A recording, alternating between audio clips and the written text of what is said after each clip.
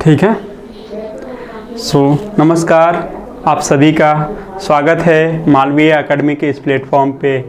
आज हम फिर से जुड़ गए हैं और previous year question paper discussion के सिलसिले में हम यहाँ पे 2022 का क्वेश्चन पेपर डिस्कस करने जा रहे हैं। तो जैसा कि मैंने बताया कि हमारा जो भी डिस्कशन होता है वो डिटेल्ड होता है, राइट, कि हम केवल एक क्वेश्चंस को देख करके उसका एक ऑप्शन टिक करके आगे बढ़ नहीं जाते, बल्कि सारे ऑप्शंस कैसे एलिमिनेट करने हैं, बाकी पॉसिबिलिटी किस तरीके से निगेट हो रही हैं, ये सारी चीज़ें हम देखते हुए आगे बढ़ते हैं। तो बिना समय व्यर्थ किए हुए हम अपने क्वेश्चन पेपर के तरफ बढ़ते हैं। यहाँ पे 50 क्वेश्चन ही आज हैं। इसको बाकी जो है उसको दूसरे पार्ट में, क्योंकि वीडियो लंबा हो जाता है, इसलिए मैंने प्रयास किया है कि मैं इसको 50 क्वेश्चंस करें और फिर आगे का 25 क्वेश्चंस हम कर देंगे और फिर इसके बाद जो है आपको टॉपिक वाइज वीडियो मिलने लगेंगे, जैसे कि आपका कमेंट कर रहे थे आपका। तो हम देखते हैं आगे कि हमारा क्वेश्चन नंबर पहला क्या है। 2022 का ये क्वेश्चंस आप देख रहे हो। हमने बताया कि आपका 75 क्वेश्चंस जो फिलॉसफी से रहते हैं उसमें से 40 क्वेश्चंस, 40 से 50 आप 40 इजीली, 40 से 50 के बीच मॉडरेट, और फिर जद्दोजहद आपको लास्ट के 20 जो क्वेश्चंस रहते हैं उसमें करने पड़ते हैं।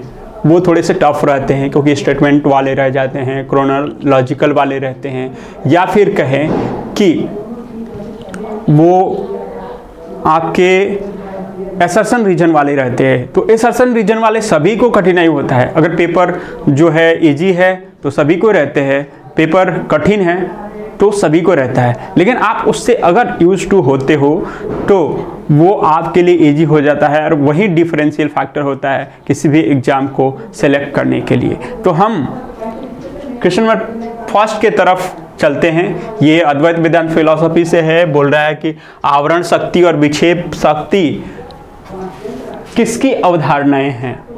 आवरण शक्ति एंड विक्षेप शक्ति आर द कॉन्सेप्ट ऑफ, ये किसके कॉन्सेप्ट हैं। तो आपको दे रखा है शंकर, रामानुज, माध्व, निम्बार्क। ये जो है अद्वैत वेदांत फिलॉसफी से अलग अलग आपको प्रवर्तक नजर आएंगे। तो आवरण शक्ति और विक्षेप शक्ति किसके कॉन्सेप्ट में आता है? क्या ये शंकर के कॉन्सेप्ट में आता है, रामानुज के आता है, मध्व या निम्बार्क? तो हम देखते हैं कि माया की जो दो शक्तियां हैं वो बताया है शंकर ने। तो हमारा ऑप्शन नंबर ए जो है राइट आंसर हो जाएगा कि किसने बोला?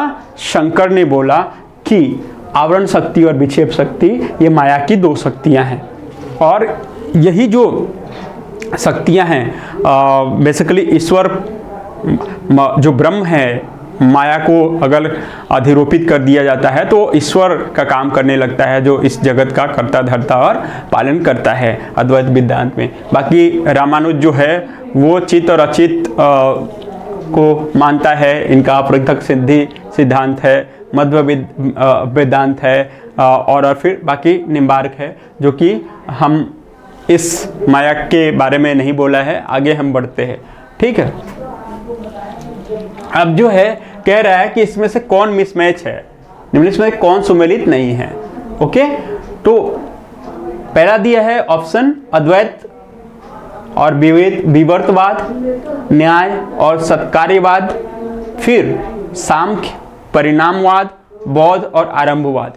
तो इसमें तीन जो है आपको मिला हुआ है, एक दूसरे से सुमेलित है, मैच्ड है। एक जो है मिसमैच है, उसी को आपको खोजना है। तो ये कारणता का सिद्धांत है। जब कॉज देखते हो कि हर एक घटना का कोई ना कोई कारण होता है, तो कोई भी एक्ट हुआ, कार्य हुआ, तो उस कार्य का पीछे कारण कौन सा है, इस थ्योरी को हम कार्य कारणवाद कहते हैं भारतीय दर्शन में, या दूसरे वेस्टर्न फिलोसफी में भी थ्योरी ऑफ कॉजेशन के नाम से जाना जाता है। तो कार्य कारण सिद्धांत जो है अलग अलग जो है वो मानते हैं कि हमारा जो कार्य है पहले से ही कारण में मौजूद होता है। कोई कहता है कि नहीं, कार्य जो है बिल्कुल नवीन उत्पत्ति है, वो कारण में विद्यमान ही नहीं था। तो ऐसे अलग अलग जो कॉन्सेप्ट हैं उनको हम क्या नाम दें, उसी से रिलेटेड आपका ये क्वेश्चन है। तो अद्वैत वेदांत जो है एक तरह का आप कह सकते हो कि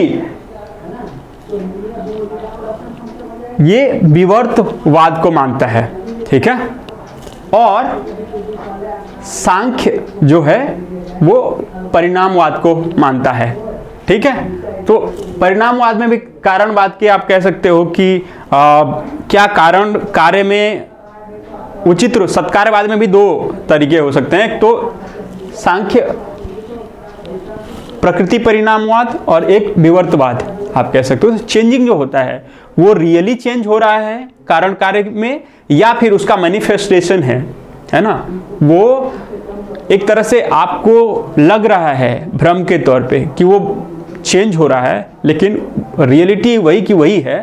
तो उस कॉन्सेप्ट को हम विवर्तवाद कहते हैं। तो अद्वैत वेदांत के कार्य कारण के सिद्धांत को विवर्तवाद कहते हैं। न्याय के जो कार्य कारण का सिद्धांत है वो कहलाता है असत्कार्यवाद, या फिर असत्कार्यवाद को ही हम कहते हैं आरंभवाद। तो असत्कार्यवाद का जो कारणता के सिद्धांत है वो भारतीय दर्शन में न्याय मानता है और बौद्धों के द्वारा माना गया है, ठीक है। ये कहते हैं कि जो हमारा कार्य है वो कारण से उपजा हुआ नहीं है, बल्कि एक नवीन उत्पत्ति है। इसीलिए ये जो ऑप्शन होगा हमारा मिसमैच्ड है, इसी को हम कहेंगे ऑप्शन नंबर बी कि हमारा सही आंसर हो। बाकी तो सांख्य ये परिणामवाद को मानता ही है और बौद्ध जो है आरंभवाद को मानता है, जैसा कि मैंने बताया ही आपको। ओके, तो क्वेश्चन नंबर 2 की तरफ बढ़ते हैं। ये कह रहा है who among the following is considered the propounder of shunyavada. तो शून्यवाद ये बौद्धों के फिलॉसफी से रिलेटेड है, और आप जानते हैं कि एक ऐसा निहिलिस्ट फिलॉसफर नागार्जुन जो है वो माना जाता है। ये शून्यवादियों जो शून्यवादी जो है दर्शन बौद्धों का, उसको बेसिकली ये प्रोपाउंडर है नागार्जुन। बाकी दिगनाद, गौड़पाद, वसुबंधु वगैरह जो है विज्ञानवाद वगैरह को मानते हैं। तो 3-4 जो है थ्योरीज बौद्धों में आती है। एक जो है शून्यवाद या मध्यम प्रतिपदा इस नागार्जुन का। फिर जो है आपको विज्ञानवाद, युगाचार विज्ञानवाद और वस्तुवाद इत्यादि की चीज़ें जो है अर्ली थेरवाद के सिद्धांत को हम देखते हैं। तो वो अलग अलग प्रोपाउंडर और उससे रिलेटेड रहते हैं आपके फिलोसोफर। हम क्वेश्चन नंबर 4 की तरफ बढ़ते हैं और देखते हैं कि ये माइंड बॉडी प्रॉब्लम से रिलेटेड है। तो 3-4 जो बहुत ही माइंड बॉडी प्रॉब्लम के फेमस क्वेश्चन आते हैं। ये पूछ लिया इंटरेक्शनिज्म कि माइंड और बॉडी में किस तरीके से माइंड और बॉडी एक दूसरे से कैसे इंटरेक्ट करते हैं। क्या हमको चोट लगती है, हमारे शरीर को चोट लगती है तो मन के ऊपर असर पड़ता है या नहीं पड़ता है, या जब कोई अवसाद के रूप में रहता है तो उसका शरीर के ऊपर फर्क पड़ता है कि नहीं पड़ता है। कोई अगर वैचारिक रूप से परेशान है तो क्या उसका शरीर ढीला ढाला सुस्त सा नजर आएगा या चंचल रहेगा। तो इस तरीके से माइंड और बॉडी किस तरीके से एक दूसरे को प्रभावित करते हैं वो इंटरेक्शनिज्म के अंतर्गत देखने को मिलता है, जो बेसिकली किसका है, डेकार्ट का प्रॉब्लम है। डेकार्ट ने माइंड बॉडी प्रॉब्लम को इंटरेक्शनिज्म के अंतर्गत और बताया कि कहाँ इंटरेक्शन होता है माइंड और बॉडी का। तो एक माइंड में पीनियल ग्रंथि नाम की जगह होती है, वहीं पर माइंड और बॉडी एक दूसरे को इंटरेक्ट किया करते हैं। बाकी स्पिनोजा का पैरेललिज्म मैंने बताया ही है, और जो लाइबनिज है वो बेसिकली प्री एस्टेब्लिश्ड हार्मोनी की बात करता है। ओके, तो ये 3 बेसिकली माने जाते हैं वेस्टर्न फिलोसफी में माइंड और बॉडी इंटरेक्शन से रिलेटेड थ्योरी। ओके, तो ये ऑप्शन नंबर 3 जो है वो सही होगा कि ये किस से रिलेटेड है, किस रेफरेंस में बात की जा रही है। तो इंटरेक्शनिज्म जो होता है माइंड बॉडी रिलेशन में। उसी तरीके से अगर पैरेललिज्म और प्री एस्टेब्लिश्ड हार्मोनी आ जाए तो भी आपको बोलना है माइंड बॉडी प्रॉब्लम ही बोलना है। ये तीनों कॉन्सेप्ट आते हैं। ठीक है। अब बाकी जो है ये आपको एलिमिनेट हो जाएंगे। The relation among the 5 sense, the relation between mind and sense, the relation among the organ of the body. आगे बढ़ते हैं। ये कह रहा है कि अरस्तु के अनुसार द्रव्य किसको कहते हैं? क्या वो एब्स्ट्रैक्ट एंटिटी होता है, या फिर manifestation of an absolute substance होता है, या particular thing that is individual in general, या प्योरली ग्रॉस मैटर होता है? तो सब्सटेंस जो कि अपने आप में एग्जिस्ट करता है, वो किसी दूसरे पर डिपेंड नहीं होता है, वो चीज जो खुद इंडिपेंडेंट हो, उसको सरवाइव करने के लिए, रियलिटी में रहने के लिए किसी अन्य चीज की अपेक्षा ना हो, सहारा ना लेना पड़े, डिपेंडेंट ना हो किसी चीज के, वो बेसिकली क्या होता है? सब्सटेंस होता है। तो प्लेटो इनके गुरु हैं और वो मानते हैं कि बेसिकली सब्सटेंस यूनिवर्सल होते हैं और वो एज एन आइडिया दूसरे वर्ल्ड में पार्टिसिपेट कर रहे होते हैं। लेकिन अरस्तु ने उनका खंडन किया और बताया कि जो यूनिवर्सल हैं वो बेसिकली कोई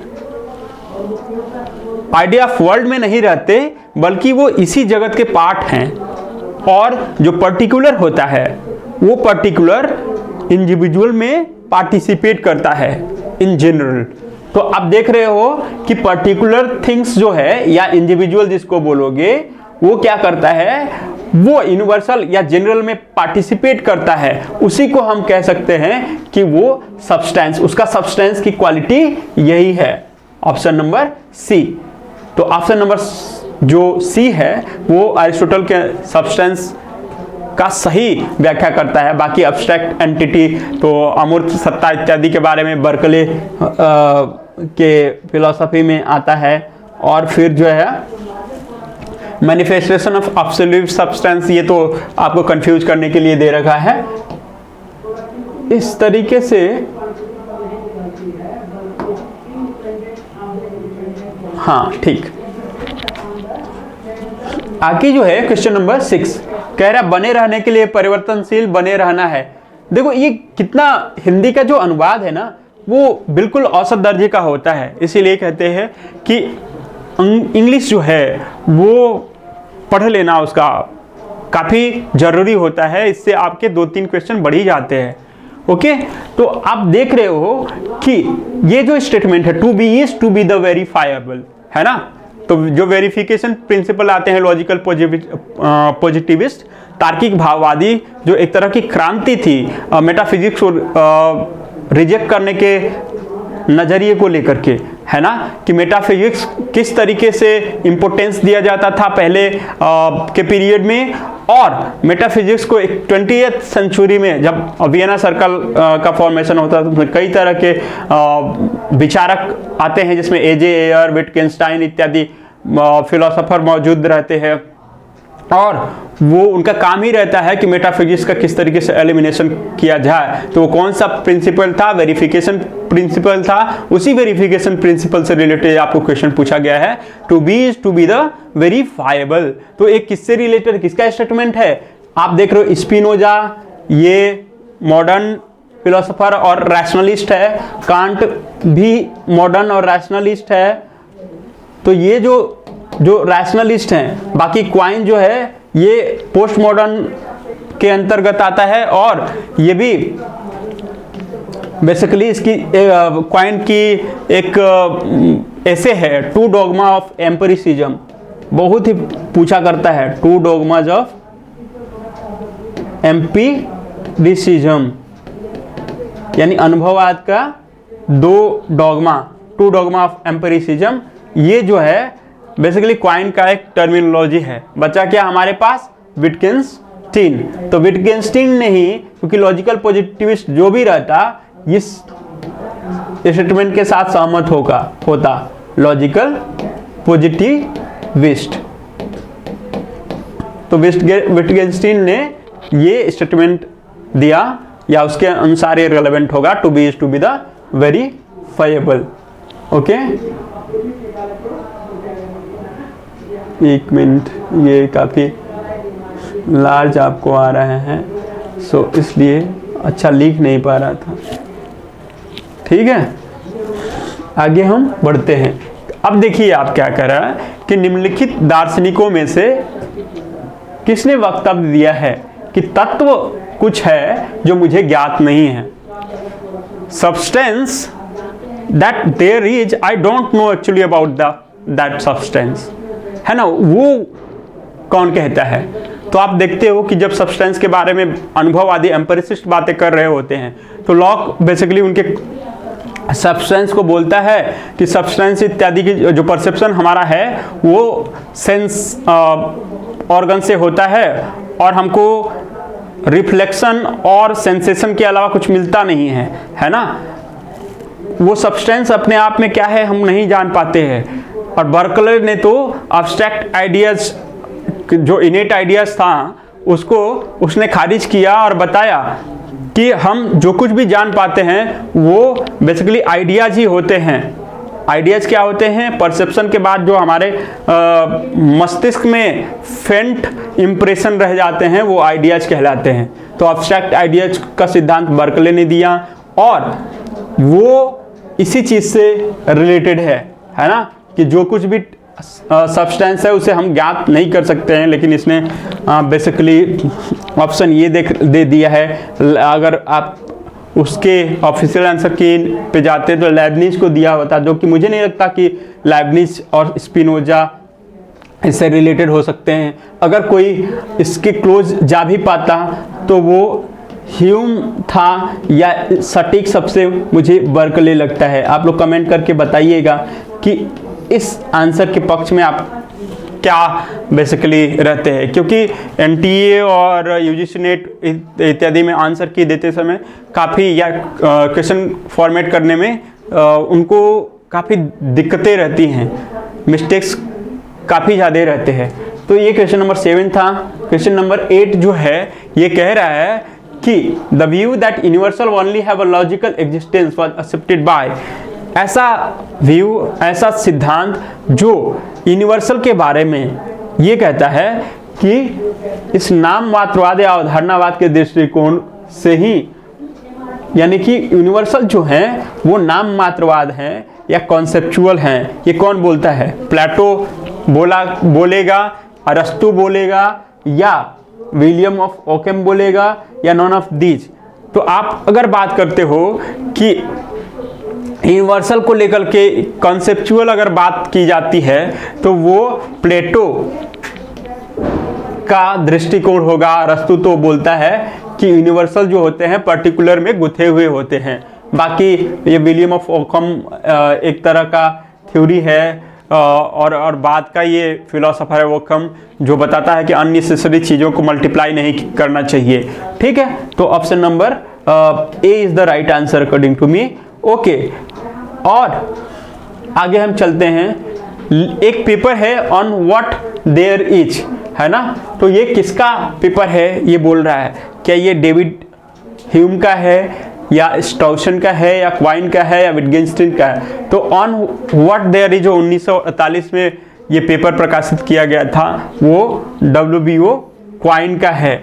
और क्वाइन से रिलेटेड आई गेस मैंने बताया था ना, 2 डॉगमाज ऑफ एम्पिरिसिज्म, ये भी इसकी एक ऐसे का नाम है, एक पेपर का नाम है। डेविड ह्यूम, है ना, तो ये 2 ट्रीटाइज ऑफ नेचर बुक्स के बारे में मैंने बताया ही था। फिर जो है पर्सनल इंडिविजुअल के बारे में पीएफ स्टाउसन बात करता है। लुडविग विटगेंस्टाइन जो है हम बताए हैं आपको कि इसकी 2 किताबें बहुत ही फेमस है। एक ट्रैक्टेटस लॉजिको फिलोसॉफिकस जो 1921 में लिखी गई थी और दूसरी जो फिलोसॉफिकल इन्वेस्टिगेशन जो कि उसके मरने के बाद प्रकाशित हुई थी। आगे हम देखते हैं ये अलग अलग कमेंट्री ना। ब्रह्मसूत्र जो है वेदांत का एक मूल प्रामाणिक ग्रंथ है और उन मूल प्रामाणिक ग्रंथ के ऊपर जो सूत्र होते हैं उन सूत्रों के ऊपर कमेंट्री, क्योंकि काफ़ी पढ़ने में टफ रहते हैं, तो कमेंट्री यानी उसको आसान भाषा में समझने के लिए कमेंट्री आती हैं, टीकाएं आती हैं। तो उस ब्रह्म सूत्र के ऊपर कौन सी शंकर की टीका है ये पूछ लिया है आपसे। और अलग अलग जो विद्वान हैं, अद्वैत वेदांती या वेदांती, वो अपनी अपनी टीकाएं करते हैं, उनका अलग अलग नाम है। तो ये बोल रहा है कि शंकर ने जो टीका करी है ब्रह्मसूत्र के ऊपर, वो टीका का क्या नाम है। तो आप देख रहे हो क्या वो ज्ञान भाष्य है या फिर भाष्य कहते हैं बेसिकली टीका को। तो सूत्र और भाष्य, सूत्र प्रामाणिक ग्रंथ हुआ और भाष्य उसके ऊपर कमेंट्री होता है। तो क्या वो ज्ञान भाष्य है, श्री भाष्य है, शारीरक भाष्य है या अनुभाष्य है। तो आप देखते हो कि ये श्री भाष्य रामानुज का है, इनकी जो कमेंट्री है इस ब्रह्मसूत्र के ऊपर वो है, या वेदांत जो भी वेदांतिक फिलोसफी के सूत्रों के ऊपर इनकी कमेंट्री है। शारीरक भाष्य शंकर का है, ठीक है। तो ये ऑप्शन सही होगा। अनुभाष्य जो है ये वल्लभाचार्य का है। तो ये थोड़ा सा मॉडरेट क्वेश्चन दे दिया, बहुत इजी नहीं कर सकते और बहुत टफ भी नहीं कर सकते, ठीक है। तो आप एक लिस्ट बनाएंगे या मैं खुद ही जब पढ़ाऊंगा तो अच्छे तरीके से किस सूत्र के ऊपर कौन सी भाष्य है जो पूछे जाते हैं, खासकर ब्रह्म सूत्र, क्योंकि वो वेदांत दर्शन उसी के ऊपर टिका हुआ है, तो बादरायण का। तो आप जो है इनकी टीकाओं को एक एक करके देखिएगा, उसका नाम जानते रहिएगा। Question number 11, whom the following is the propounder of the idea of nomina, है ना। तो वेस्टर्न फिलोसफी में आप देख रहे हो कि प्लेटो है, लॉक है, कांट है, हिगल है। तो अगर ये लॉक, प्लेटो, कांट, हिगल हैं तो नॉमिना और फेनोमेना, समृद्धि और समृद्धि सत्य और हाँ परमार्थ सत्य, आप इसको बौद्धों में भी देखते हैं। जब आप माध्यमिक कारिका में आप देखेंगे तो वहाँ पर भी समृद्धि सत्य और परमार्थ सत्य के बारे में बात की गई है, लेकिन वो नहीं पूछ रहा है, ये वेस्टर्न से रिलेटेड है। तो किस फिलोसोफर ने नोमिना और फेनोमेना के बारे में बात करी, है ना। तो फेनोमेना जो हमारे अनुभव का विषय है और नोमिना जिसे हम जान ही नहीं सकते, है ना, वो ऑब्जेक्टिव है पूरी तरीके से। ऑब्जेक्टिव, उसका अस्तित्व जो है हमारे अस्तित्व से बिल्कुल बियॉन्ड है। जो सब्जेक्ट अपने आप में है वो नोमिना है ना। तो नोमिना और फेनोमेना कैसे एक दूसरे से हम जान करके और ज्ञान का संरचना होता है, वो आप कांट के जो किताबें हैं, 2-3 किताब उसने लिखा है। क्रिटिक ऑफ प्रैक्टिकल रीजन, जो आपको कह सकते हैं कि आप फेनोमेना से रिलेटेड चीज़ें देख सकते हैं। Critique of pure reason and the ground of moral, metaphysics of morals करके उसकी एक बुक है, उस दिन मैं मिस कर रहा था। तो वो जो इथिक्स के ऊपर है, उसने 3 पास्टुलेट्स को भी दिए हुए हैं कि फ्रीडम ऑफ विल को बोलता है कि इथिक्स को अगर मानना है तो फ्रीडम ऑफ जो विल है वो जरूरी होना चाहिए, इमोर्टेलिटी ऑफ सोल होना चाहिए, और फिर क्या होना चाहिए कि हमको ईश्वर का अस्तित्व एज अ मोरल गार्जियन स्वीकार करना पड़ेगा। तो एग्जिस्टेंस ऑफ गॉड भी एज अ मोरलिटी के पर्सपेक्टिव में वो बोला हुआ है, ठीक है। तो इस चीज़ को ध्यान रखिएगा, ठीक है। तो नोमिना जो है वो किससे होगा, कांट से। प्लेटो से तो इनके आइडियाज फेमस हैं, तो ये आइडियाज और इनकी बुक रिपब्लिक हमने बताई हुई है, ठीक है। और लॉक जो है इसके साथ सब्सटेंस एंड क्वालिटी जुड़ी हुई है। सब्सटेंस एंड,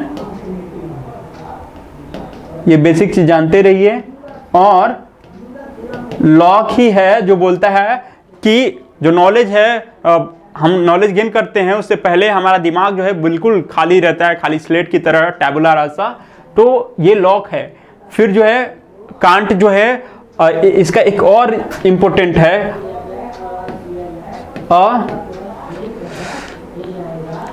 सिंथेटिक अप्रायराई, है ना, सिंथेटिक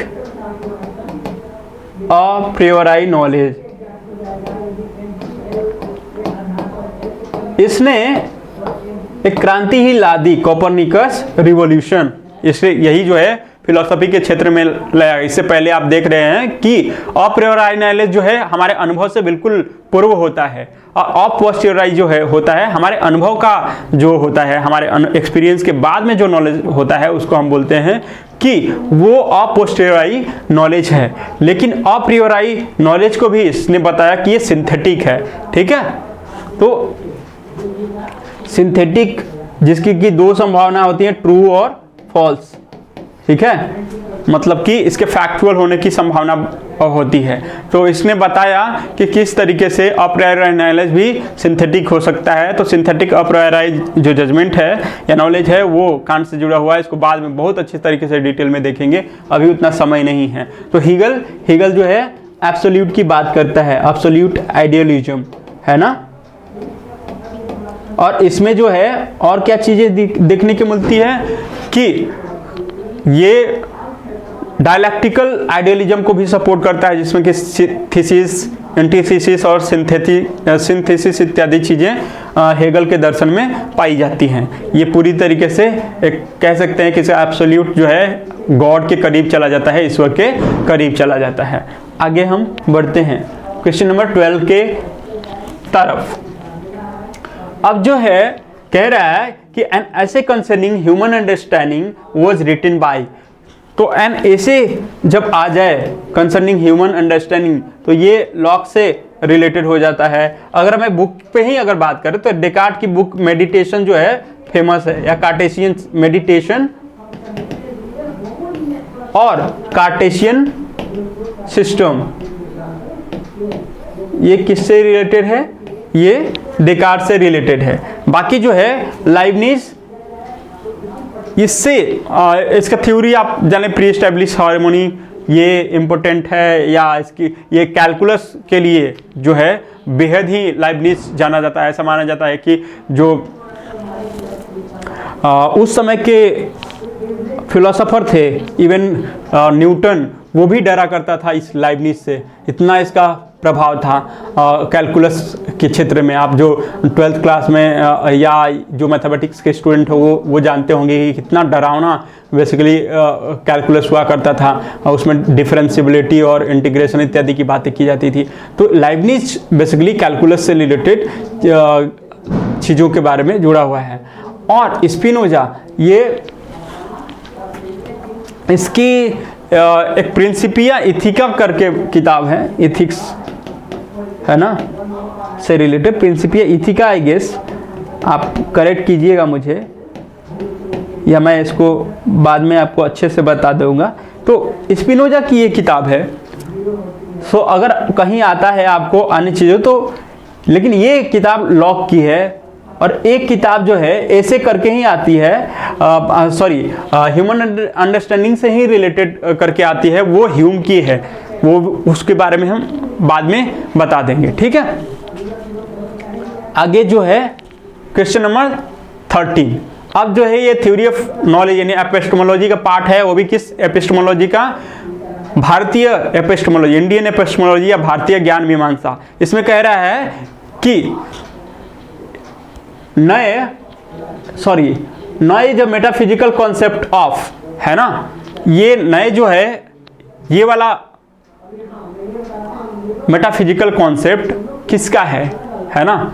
तो जो 7 नए की बात करता है ना मेटाफिजिक्स के अंतर्गत, हमने जो इंट्रोड्यूशन किया, स्यादवाद बेसिकली आपको ज्ञान मीमांसा या एपिस्टेमोलॉजी के अंतर्गत आता है, लेकिन नए जो है वो मेटाफिजिक्स के अंतर्गत आपको आएगा। ठीक है, तत्वों से रिलेटेड चीजें हैं, क्योंकि हम इसमें आंशिक या आंशिक दृष्टिकोण से नए के बारे में जानते हैं। तो नए बेसिकली है आपको जैनियों का मत, है ना, कई नए की बात करता है। तो नए क्या है कि अलग अलग नयों की बात जैनियों ने की है। फिर बौद्धों से रिलेटेड क्षणिकवाद आता है। ठीक है, और इसका आप कह सकते हैं आरंभवाद तो है ही, कारणता वाला सिद्धांत, बौद्धों के प्रति समुत्पाद इत्यादि भी कारणतावाद सिद्धांत है, जो कि इसको आरंभवाद आप बोल सकते हो। ठीक है, फिर ये वैष्णव न्याय आपको दिया हुआ है, वैष्णव न्याय उन्होंने लिख दिया है। ठीक है, तो न्याय का जो मेटाफिजिकल कॉन्सेप्ट है उसमें अगर अब हम देखते हैं कि न्याय जो है कितने पदार्थों को मानता है, बेसिकली न्याय और वैशेषिक। ठीक है, तो न्याय 16 पदार्थ को मानता है और वैशेषिक 7 पदार्थों को मानता है। ठीक है, तो वहाँ पे बेसिकली परमाणुवाद इसका फेमस है, न्यायों का परमाणुवाद।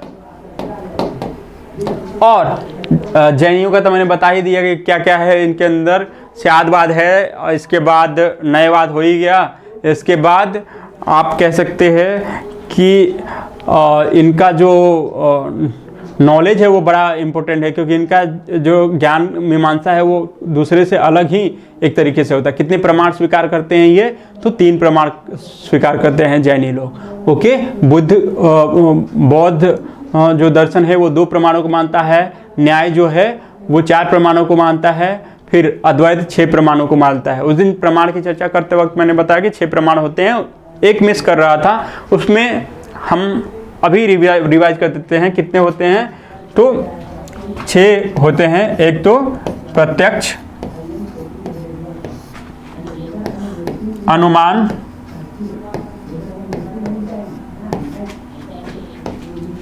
शब्द,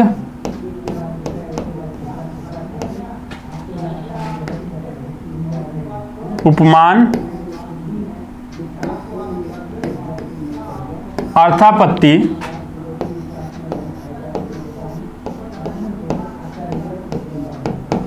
एंड लास्ट वन इज अनुपलब्धि। तो अर्थापत्ति जो है मिस हो रहा था हमसे,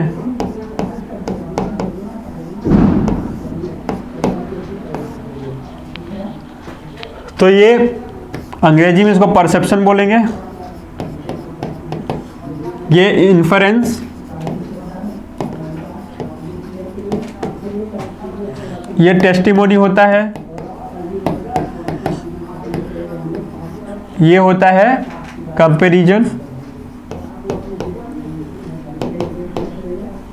फिर जो है ये अनुपलब्धि एंड अर्थापत्ति को आप इसी तरीके से लिख सकते हो, अर्थापत्ति एंड अनुपलब्धि। इसका कोई खास इंग्लिश वर्ड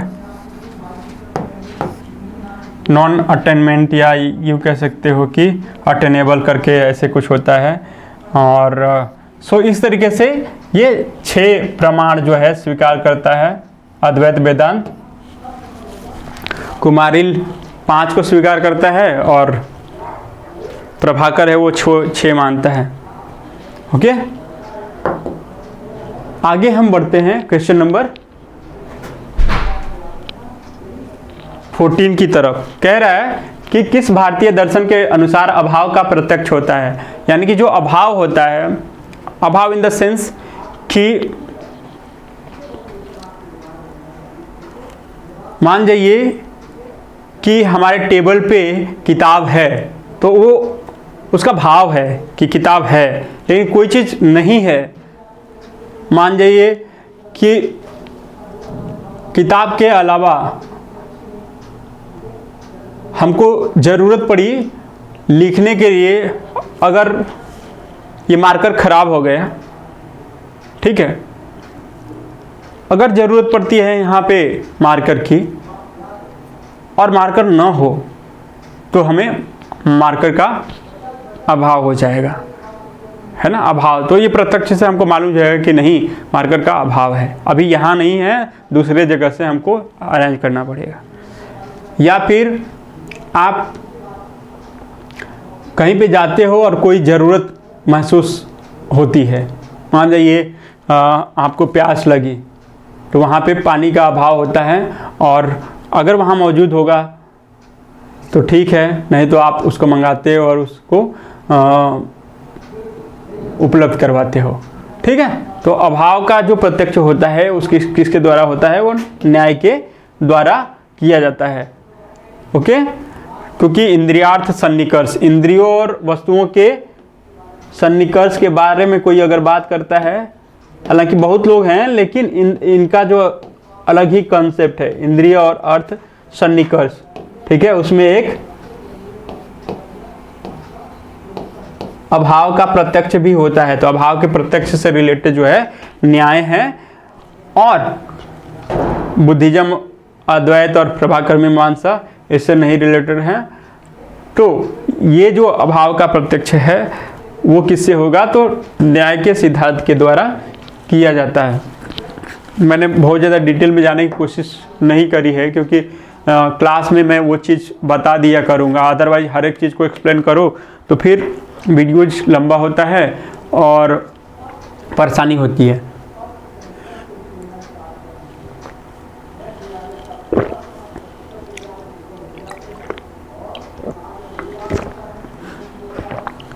फिर भी आपको स्पेशली कुछ जानने का या समझने का इच्छा है तो आप कमेंट करो और पूछो, इंटरेक्शन के द्वारा हम उसको पूरी तरीके से सॉर्ट आउट करने की कोशिश करेंगे। आगे है कि भव चक्र क्या है। भव चक्र या संसार चक्र है ना, भव चक्र या फिर संसार चक्र। द्वादश निदान,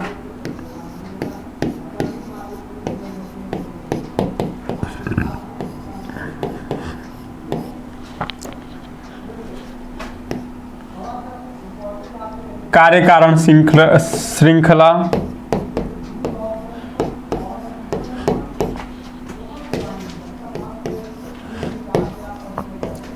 ये जो कंसेप्ट है वो बुद्धिज्म के अंतर्गत आता है, सारा का सारा इसी का एक नाम है ना, बुद्धिज्म, बौद्ध से रिलेटेड है ये।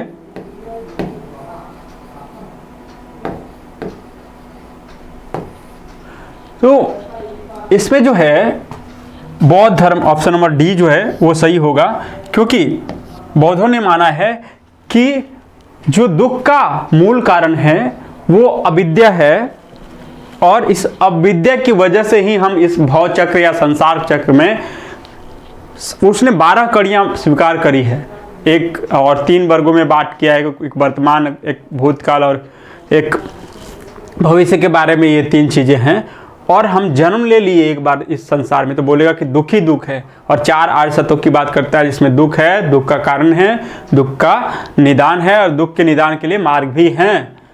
तो ऐसा हालांकि आरोप भी लगाया जाता है भारतीय दर्शन के ऊपर कि भारतीय दर्शन एक तरह का निराशावादी है, पेसिमिस्टिक है। लेकिन इस चीज़ को क्योंकि बहुत सारे जो पाश्चात्य के विचारक हैं वो कहते हैं कि भारतीय दर्शन में केवल दुख इत्यादि चीज़ों के बारे में बातें की जाती है, और कह सकते हैं एक निराशावाद की तरफ आपको लेके चला जाता है भारतीय दर्शन। लेकिन हम देखते हैं कि दुख से स्टार्ट होता है यहाँ के दर्शन, लेकिन अंत में दुख से निवृत्ति के लिए मार्ग भी सुझाते हैं।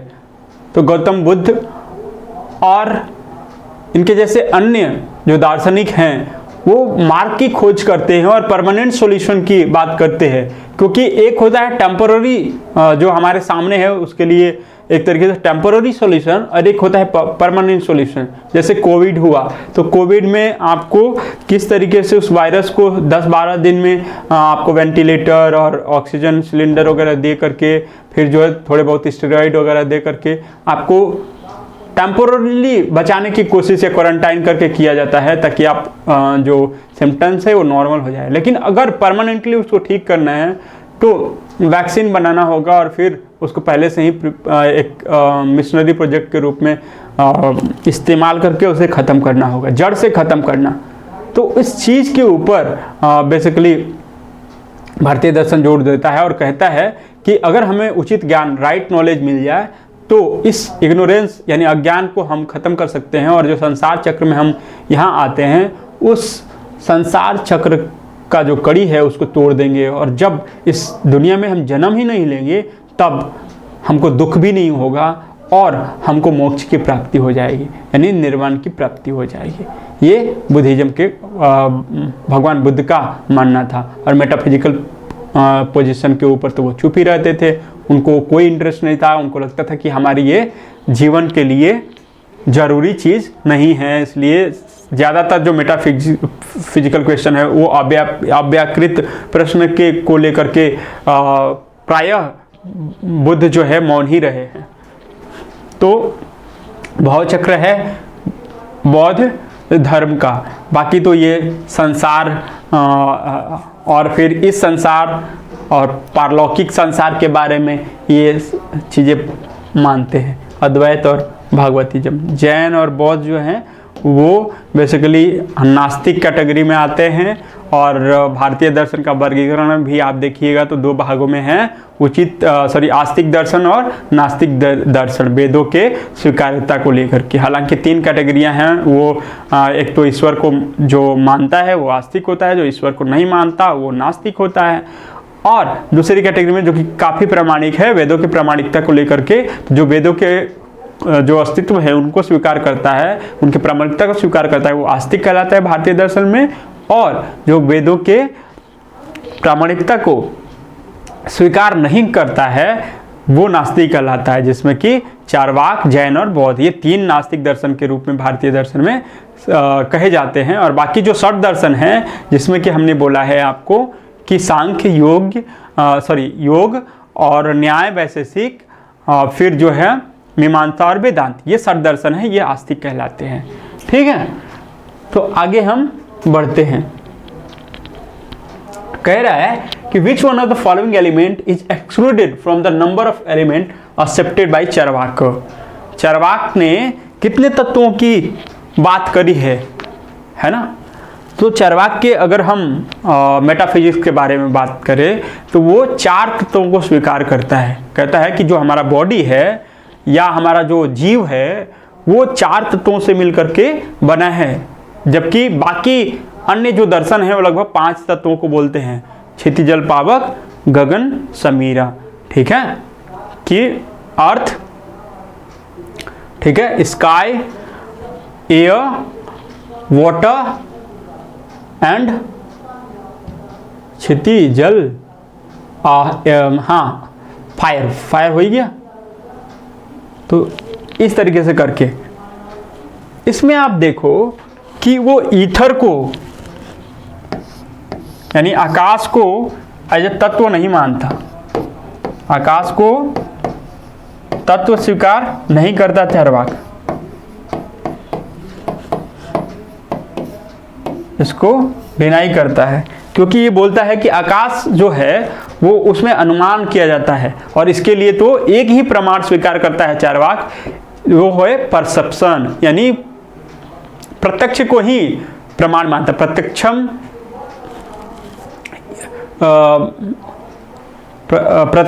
यू प्रमाणम कह सकते हैं आप, या कह सकते हैं आपकी एक होता है ना प्रत्यक्षम किम प्रमाणन, तो वो उसमें का ये दार्शनिक कह सकते हैं या दर्शन है चारवाक। ठीक है, कि केवल प्रत्यक्ष को ही ये प्रमाण मानता है, बाकी चीज़ों को ये वैलिड सोर्स ऑफ नॉलेज के रूप में स्वीकार नहीं करता है। तो एयर, वाटर, फायर, ये 3 चीज़ तो है ही, ईथर को नहीं मानता। और फिर एक अर्थ जो है वो ये 4 चीज़ों से मिलकर के हमारा बॉडी बना हुआ होता है इनका, और स्वभाववाद को ये मानता है। तो स्वभाववाद का कॉन्सेप्ट अगर कहीं पे आए तो वो चारवाकों से जुड़ा हुआ है, स्वभाववाद। ठीक है, आगे हम बढ़ते हैं। तो ये ईथर यानी आकाश जो है ये स्वीकार नहीं किया गया है चारवाकों के द्वारा। आगे बढ़ते हैं। ये कह रहा है कि अलग अलग आप फेमिनिज्म के अंतर्गत देखेंगे कि जो धड़े हैं बेसिकली कोई इको फेमिनिस्ट है, जो कि वो इससे पूछा भी गया है फेमिनिज्म के अंतर्गत। फेमिनिज्म का जो सेक्ट है जो पर्यावरण को बचाने के लिए बात करता है वो इको फेमिनिज्म हो जाएगा, और जो बेसिकली सोशलिस्ट होगा वो सोशलिस्ट फेमिनिज्म के अंतर्गत आएगा। कोई लिबरल होगा, कोई रेडिकल होगा, है ना। इनका मूल रहेगा कि हम किस तरीके से पैट्रियार्की को ही ख़त्म कर देंगे, और पैट्रियार्की कल सोसाइटी है वही मूल शोषण का जड़ है। कोई कहेगा कि हमारा सब्जुगेशन है लोग करते हैं। तो अलग अलग फेमिनिज्म का एक सेक्ट रहता है।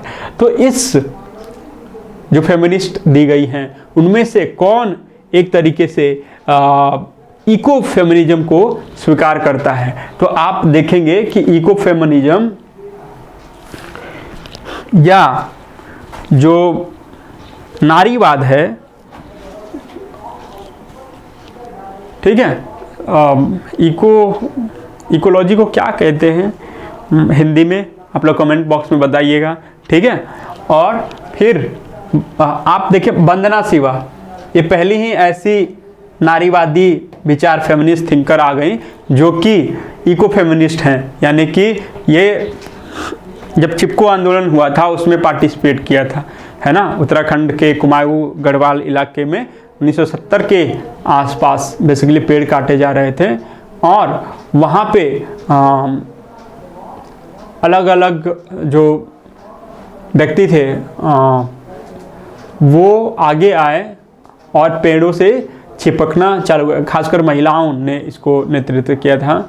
तो उसमें पेड़ से लोग चिपक जाते थे और बोलते थे कि अगर काटना ही है तो मुझे बेसिकली आप काटो, पेड़ों को मत काटो, यानी पेड़ों को बचाने को लेकर के हुआ था। उसमें से वंदना शिवा भी एक है। बाकी जूडिथ बटलर, सिमोन द बोवेर, कोई मार्क्सिस्ट है, कोई सोशलिस्ट है, कोई रेडिकलिस्ट है।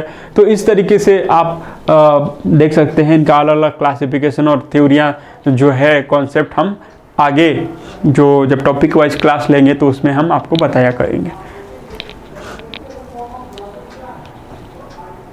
अब कह रहा है कि what is the most prevalent electoral system of democracy.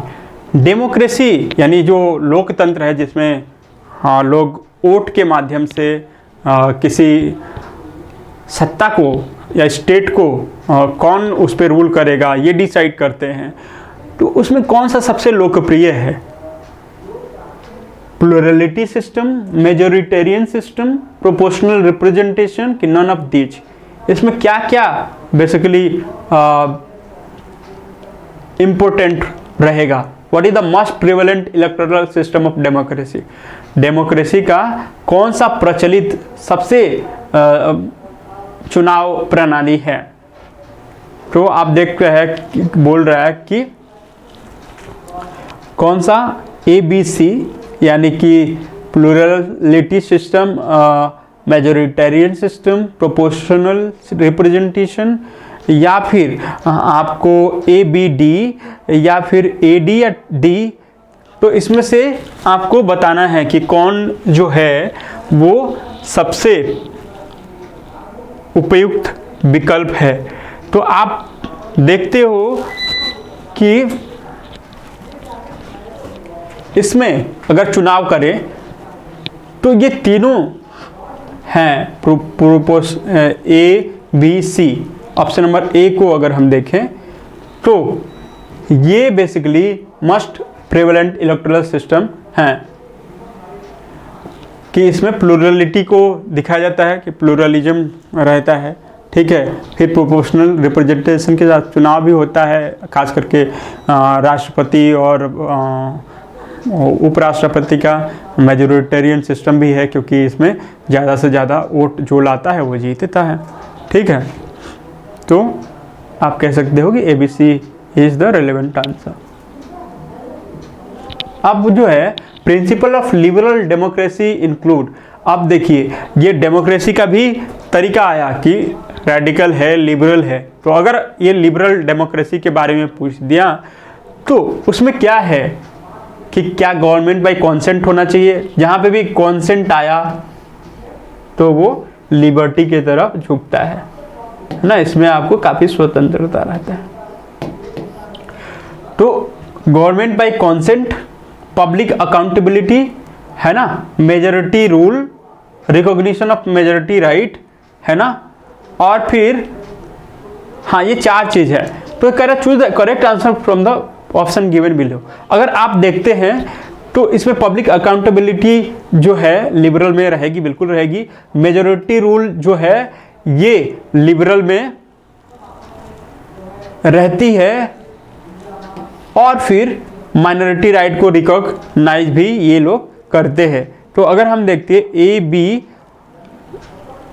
A B C D, ये चारों ऑप्शन ही सही हैं आपके, ठीक है, कि ये बिल्कुल जो है लिबरल डेमोक्रेसी के अंतर्गत आता है।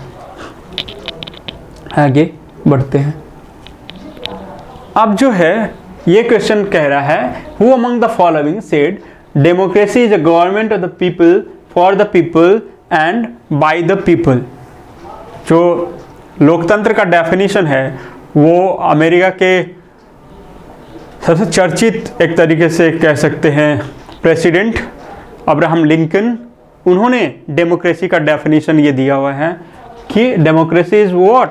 और कभी भी हम डेमोक्रेसी के बारे में ध्यान देते हैं और पढ़े हुए रहते हैं तो यही चीज़ हमारे सामने निकल करके सामने आता है कि democracy is basically of the people for the people and by the people. ठीक है, तो ये जो डेफिनेशन है वो ये सिंपल सा पूछ लिया है आपको, लिंकन का है ना। बाकी मिल और ये सैली हैं तो ये उस तरह के है। एक और चीज़ मुझे आप लोग कमेंट करते नहीं हो, ख़ास करके सब्जेक्ट से रिलेटेड, तो वो चीज़ मुझे कमी महसूस हो रही थी। तो एक जेएस मिल है और एक जेम्स मिल है।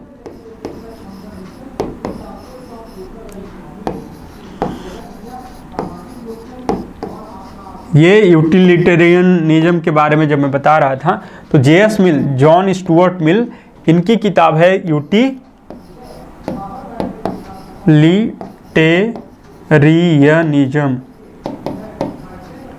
ठीक है, इन्होंने लिखी है और ये सन है, ये फादर है और ये इनके फादर थे। यही चीज़ मैं बता रहा था, शायद उल्टा हो गया था। एक minute,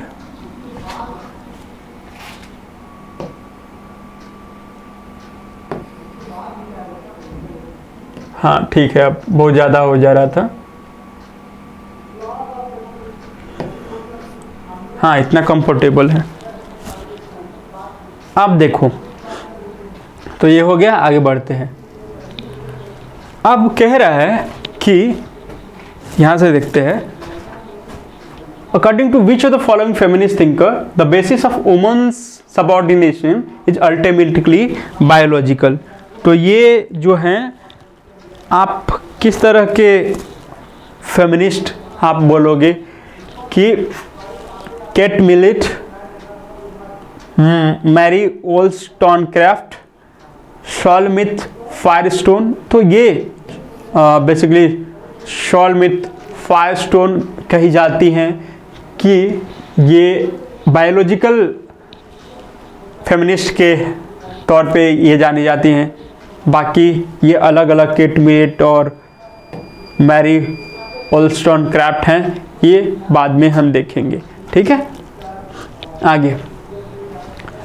in which of the following text the concept of sthita prajna is given, है ना। स्थित प्रज्ञ का जो सिद्धांत है ये दिया गया है, ये भगवत गीता से लिया गया है। ठीक है, स्थित प्रज्ञ का मतलब क्या है कि ये ऑप्शन होगा सही। कोई भी चाहे किसी भी परिस्थिति में है वो अटल रहे, है ना, वो घबराता नहीं है, पेशेंस से अपना काम लेता है, वैसा धीर पुरुष बेसिकली स्थित प्रज्ञ कहलाएगा, पेशेंटली काम करेगा। ठीक है, तो आप स्थित प्रज्ञ को ऐसे देख सकते हो। हम छोटी छोटी चीज़ों को लेकर के परेशान हो जाते हैं, लेकिन उसको कैसे हल करें, इन सब चीज़ों को कैसे हम न्यूट्रलाइज कर सकें, है ना, वो स्थित प्रज्ञ अगर होना है तो ही वो बहुत बड़ी एक तरीके से उपलब्धि होगी। आगे हम बढ़ते हैं। क्वेश्चन नंबर 23 ये बोल रहा है कि which of the following does not belong to पुरुषार्थ चतुष्टय। कौन पुरुषार्थ चतुष्टय से बिलोंग नहीं करता है। तो पुरुषार्थ चतुष्टय ये हिंदू जो नीति शास्त्र है उसका एक अहम अंग है। तो हम देखते हैं कि पुरुषार्थ चतुष्टय में 4 प्रकार के पुरुषार्थ स्वीकार किए गए हैं हिंदू नीति शास्त्र के अंतर्गत। कौन कौन? 4 पुरुषार्थ स्वीकार किए गए हैं। पहला धर्म,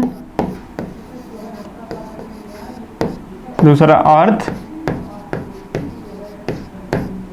तीसरा काम और मोक्ष। ये चार जो है पुरुषार्थ हिंदू नीति शास्त्र में माने गए हैं। तो धर्म, अर्थ, काम और मोक्ष, इन चार के अलावा अगर कोई भी दिखे उसको आप डिलीट मार दो। यानी कि which of the following does not belong, वो बिलोंग नहीं करेगा। मोक्ष दिया, काम दिया, धर्म दिया, विवेक जो ऑप्शन नंबर ए है ये नहीं होगा। तो option number A is the right answer, क्योंकि बोल रहा है कि this does not belong to the पुरुषार्थ चतुष्टय। ठीक है, नेक्स्ट अब कह रहे according to Gandhi which book forms the basics for his notion of Sarvodaya. सर्वोदय का मतलब कि अपलिफ्टमेंट ऑफ ऑल। ठीक है, सभी लोगों का कल्याण कैसे हो, अपलिफ्टमेंट ऑफ ऑल। इसी तरीके से एक सर्वोदय से जुड़ा अंत्योदय आता है ना, अंत्योदय। ये भी कॉन्सेप्ट ये पंडित दीनदयाल उपाध्याय का है।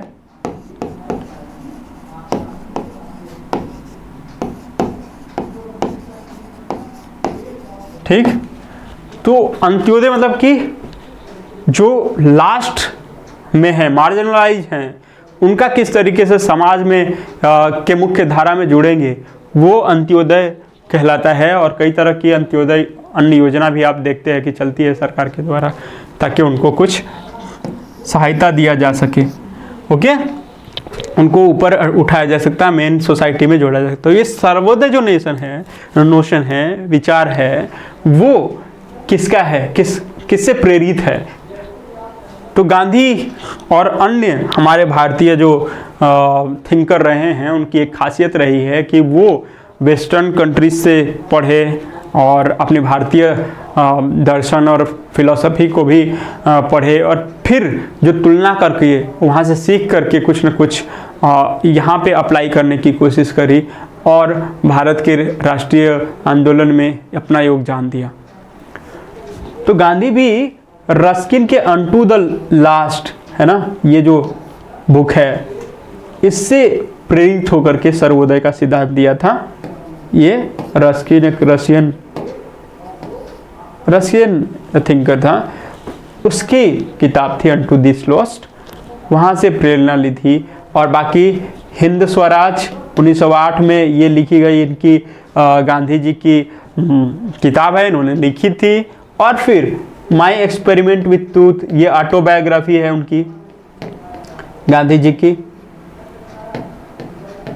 उनकी आत्मकथा है, जरूर पढ़नी चाहिए, आप लोग पढ़े भी होंगे। और फिर जो है हरिजन, एक पत्रिका होती थी, है ना, वो हरिजन निकाला करते थे गांधी जी। तो गांधी जी से ये रिलेटेड पत्रिका थी। आगे हम बढ़ते हैं। कह रहा हूँ among the following is the propounder of the notion of aprithak siddhi. अपृथक सिद्धि, ब्रह्म और जीव से रिलेटेड सिद्धांत को हम यहाँ देखेंगे, ब्रह्म और जीव से रिलेटेड। ठीक है, तो कह रहा है इनका जो रिलेशन होगा, ये संबंध जो होगा, वो कौन अपृथक सिद्ध मानता है, मतलब एक दूसरे से ये पृथक नहीं है, अपृथक संबंध। ठीक है, ये बेसिकली रामानुज के वेदांत में आता है, ये वाला। ठीक है, बाकी शंकर भी बोलते हैं कि जीव और ब्रह्म एक ही है।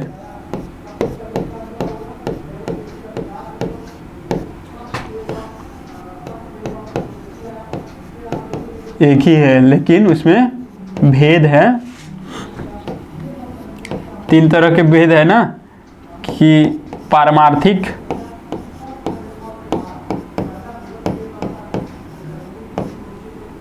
व्यवहारिक और प्रातिभाषिक, और 3 सत्ताएं भी ये स्वीकार करते हैं।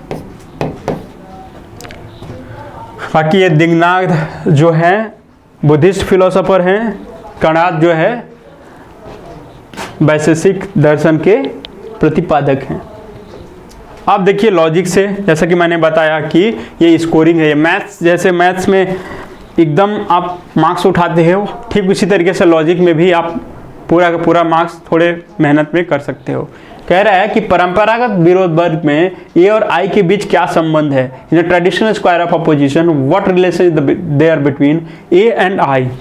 ठीक है, तो जो 4 मानक तर्क वाक्य होते हैं, प्रतिज्ञप्तियां होती हैं, उन प्रतिज्ञप्तियों के बीच में जो अलग अलग रिलेशन होता है, जो अरिस्टोटल ने ट्रेडिशनल स्क्वायर ऑफ अपोजिशन में दिखाया है, उनमें से ए और आई के बीच में संबंध किस तरह का होता है वो ये बताने की कोशिश पूछने की कोशिश कर रहा है। तो हम कंट्रेरी, कॉन्ट्राडिक्टरी, सबअल्टरनेट और सब कंट्रेरी को भी हम इसी तरीके से देख लेंगे। थोड़ा सा आप देखो, ट्रेडिशनल स्क्वायर ऑफ अपोजिशन आप बना लो एक स्क्वायर की तरह।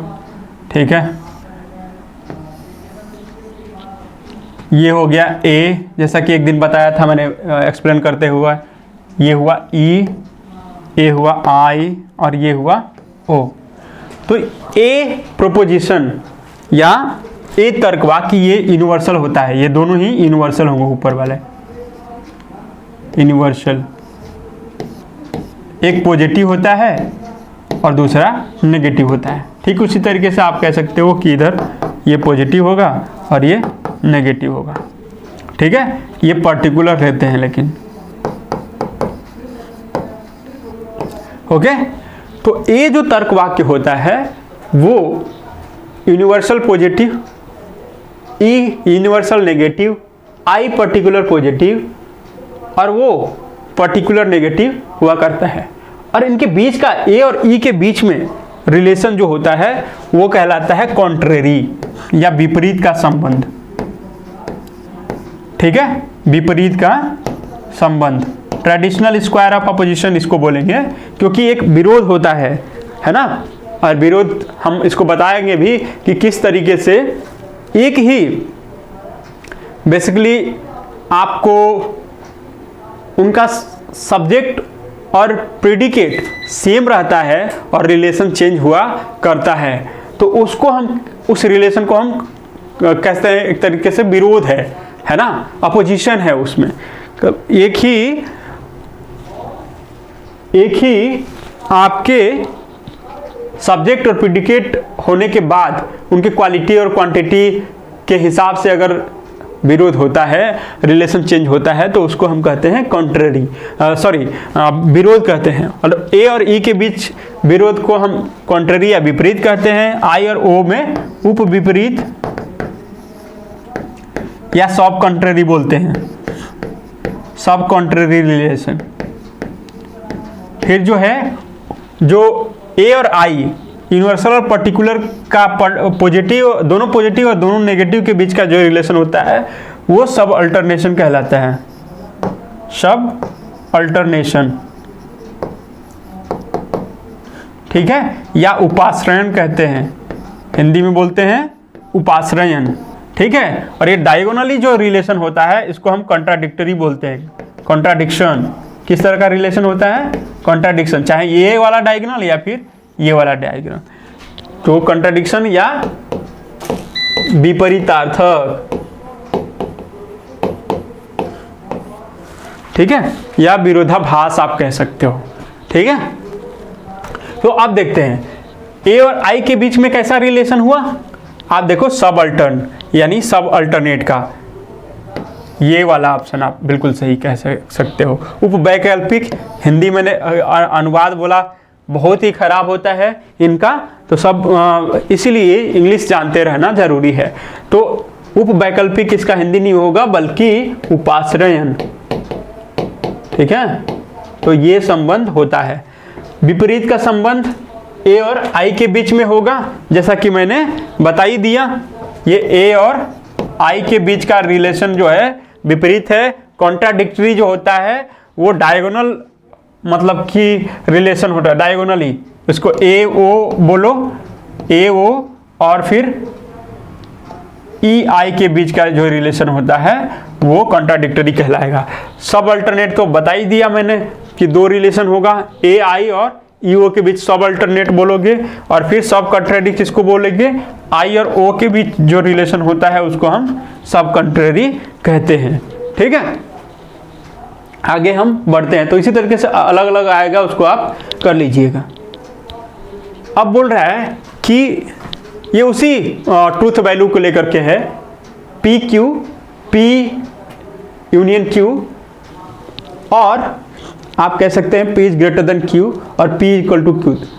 सभी सत्य तभी हैं, ये कब सारे के सारे सत्य होंगे। तो आप इसको ट्रूथ वैल्यू रखिएगा और सॉल्व करिएगा तो देखिएगा कि P is true and Q is true. जब दोनों ही ट्रू रखे जाएंगे तभी ये सारे के सारे सत्य होंगे, है ना। P डॉट Q, इसका ट्रूथ वैल्यू अगर हम लेने की कोशिश करते हैं, ये T डॉट Q, अगर ट्रूथ टेबल बनाते हो तो एक ही केस में ये ट्रू होते हैं दोनों टाइम पे, जब एंड लगा होता है तो ये ट्रू होगा। ठीक है, और फिर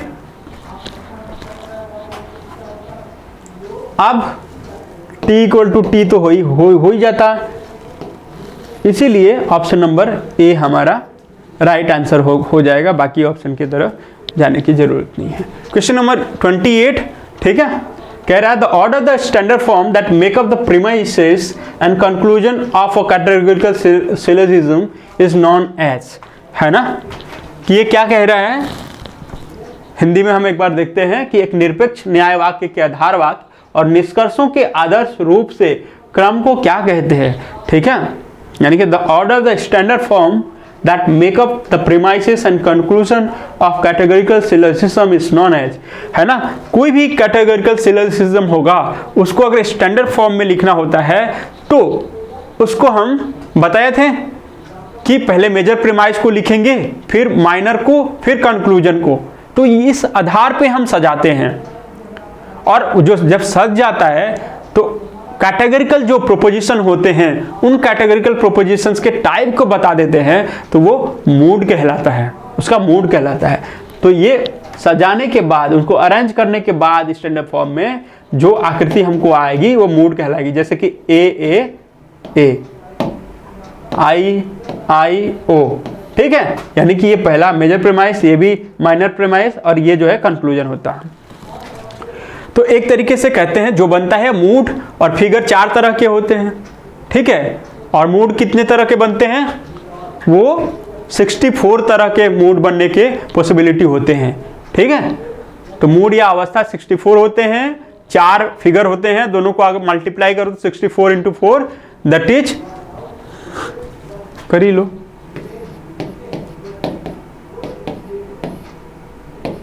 4 4 जा 16, 1 4 6 जा 24, 256, इतनी पॉसिबल जो वैलिड सॉरी इतनी टोटल पॉसिबिलिटी होती हैं स्टैंडर्ड फॉर्म के सिलोजिज्म के, स्टैंडर्ड सिलोजिज्म। ठीक है, इसमें वैलिड केवल और केवल 19 रहते हैं, और उसमें से भी प्योर आप कह सकते हो एग्जिस्टेंशियल जो फैलासी है उसको निकाल दें तो 15 ही हैं जो वैलिड कहलाते हैं, बाकी सारे के सारे इनवैलिड कहलाएंगे। उसमें से आप बारबरा को देखते हो, क्लैरेंट और फेरियो, और भी सारी चीज़ें हैं जो कि वो 15 का अलग अलग नाम है, वो बाद में हम देखेंगे, और पूछा भी करता है, पीछे हमने किया भी था। अब तो इस तरीके से है, बाकी फिगर मैंने बता ही दिया 4 होता है, और फिर आधार वाक्य जो कि सिलोजिज्म के निष्कर्ष को जो सॉलिडिफाई करता है वो आधार वाक्य हो जाता है। वैलिडिटी मतलब कि वैधता, ये आर्गुमेंट्स की खासियत होती है, जो युक्तियां क्या होती हैं, या तो वैध होती हैं या फिर अवैध होती हैं। उसी तरीके से जो प्रोपोजिशन होते हैं, तर्कवाक्य प्रतिज्ञप्तियां होती हैं, वो सत्य या असत्य हो सकते हैं। उनकी 2 ही पॉसिबिलिटी होती है कि वो ट्रुथ हो सकते हैं या फिर फॉल्स हो सकते हैं। ठीक है, आगे बढ़ते हैं। अब देखिए ये आपको सिंबलाइजेशन से रिलेटेड क्वेश्चंस आ गया, ठीक है। एक तरफ आपका प्रोपोजिशन दिया है और एक सिंबॉलिक रिप्रेजेंटेशन दिया हुआ है। जब वेन डायग्राम टेक्निक आप पढ़ेंगे कि किसी तरह सिलोजिज्म को प्रूव करने के लिए वेन डायग्राम टेक्निक के सहायता से हम उसको प्रूफ करने की कोशिश करते हैं, तो ये प्रोपोजिशन और ये सिंबॉलिक रिप्रेजेंटेशन कैसे हम देखते हैं। कह रहा सभी एस पी हैं, ऑल एस इज पी। दूसरा, कोई भी एस पी नहीं है, नो एस इज पी। कुछ एस पी हैं, सम एस इज पी, कुछ एस पी नहीं है, सम एस इज नॉट पी। तो क्या होगा इसका, तो हम जब तक सिंबलाइजेशन इसको मालूम नहीं होगा तब तक हम कुछ कर नहीं सकते हैं। तो अभी आपको बता दे रहे हैं कि ए का कैसे सिंबलाइजेशन होगा, ई का कैसे होगा, आई का कैसे होगा और फिर ओ का कैसे होगा। तो अगर ए का हम देखते हैं, ऑल एस इज पी, ठीक है। अगर हम देखते हैं, ये मान जाओ एस है और ये पी है, ठीक है। तो ऑल एस, सारा का सारा एस वाला जो पोर्शन है वो पी में है, एस पी, ठीक है। ऑल एस इज पी, मान जाओ ये वाला पोर्शन, ओके, यही है। तो इसके लिए जो होता है S P not equal to 0, ठीक है। ये सिंबलाइजेशन किया जाता है S P not equal to 0, यानी कि एस का वो हिस्सा जो पी में नहीं है ना, ये वाला आप कह सकते हो। ये जो क्रॉस मैं कर रहा हूं, ये वाला, ये तो कॉमन है, ये एस और पी का, ठीक है। हम दूसरे मीनिंग से जा रहे थे। अभी देखिए, एस का वो हिस्सा जो पी में नहीं है, तो ये तो पी के साथ है एस का हिस्सा, उसको छोड़ देंगे, वो खाली होना चाहिए, यानी इसमें एक भी मेंबर नहीं रहेगा। तो इसलिए इसका S P not equal to 0 बनता है, यानी वैकेंट। 0 का मतलब वैकेंट होता है लॉजिक में। और फिर दूसरा है आपका ई प्रोपोजिशन, यानी कि नो एस इज पी। तो ये एस और पी का इलाका आपको कह रहा है कि खाली कर दो, एस और पी इक्वल टू 0, यानी ये वाला जो इलाका होगा, ये जो है ये पूरी तरह से खाली है। शेडिंग का मतलब होता है वैकेंट, ठीक है। ये हम लॉजिक आपको पढ़ाएंगे तब की बात की है, ठीक है। तो ये वाला एस और पी का जो कॉमन एलिमेंट है वो खाली है, तो ई का सिंबलाइजेशन ऐसे करते हैं। तीसरा, अब अगर ये दो जानते हो आप, तो ट्रेडिशनल स्क्वायर ऑफ ऑपोजिशन से इसको क्रॉस कर दोगे बीच में, और वही आपका हो जाएगा। जैसे कि अगर ए है, ये ई है, ये आई है, ये ओ है, तो ए का, इस ए का कॉन्ट्राडिक्टरी ये आपको ओ हुआ। तो ए का सिंबलाइजेशन हमने क्या किया, S P not equal to 0 और इसका एस पी इक्वल टू 0। तो S P not equal to not 0 ये हो जाएगा इसका सिंबलाइजेशन, और S P is not equal to 0, यानी कुछ ना कुछ मेंबर रहेंगे, आई का सिंबलाइजेशन हो जाएगा। तो अब हम लिख लेंगे कि आई का जो सिंबलाइजेशन है वो ई के उल्टा होगा, यानी कि S P is not equal to 0 और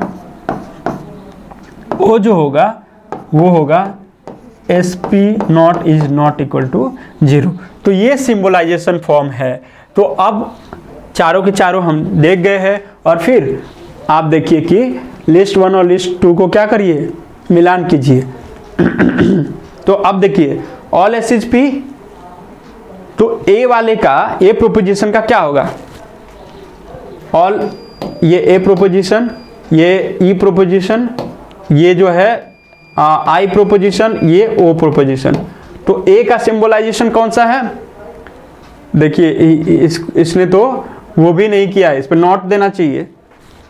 देखो आप, ये वाला, ये एस पी नॉट होना चाहिए ऊपर, ठीक है। दूसरा में एस पी इक्वल टू 0 ठीक कर दिया, फिर जो है S P is not equal to 0 और ये S P not equal to 0। तब जो है हम मिलाएंगे तो A1 होगा B2 होगा, C3 होगा और D4 होगा। तो ये मिसप्रिंट है। तो A1 B2 C3 D4 option number ए, ठीक है, option number A is the right answer. तो आपको मैंने सिंबलाइजेशन बता दिया है और किस तरीके से ये होंगे आपको भी बता दिया है।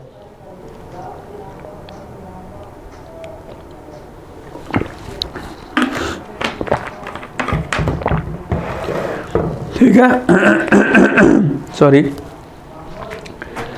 अब नेक्स्ट चलते हैं क्वेश्चन नंबर 30 की तरफ। क्वेश्चन नंबर 30 कह रहा है कि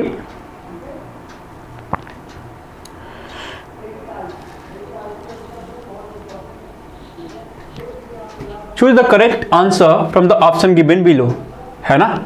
ये कन्वर्जन है ना, कन्वर्जन आप पढ़ेंगे यानी परिवर्तन। ये ट्रेडिशनल स्क्वायर ऑफ अपोजिशन के बाद इमीडिएट जो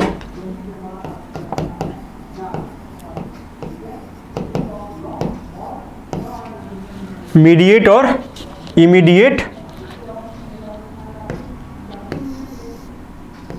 इन्फरेंस की बात आएगी जब, वहां पे पढ़िएगा, है ना। तो कन्वर्जन जो होता है यानी परिवर्तन जो होता है वो क्या कहलाता है कि हम किसी के सब्जेक्ट और प्रीडिकेट को आपस में चेंज कर देते हैं।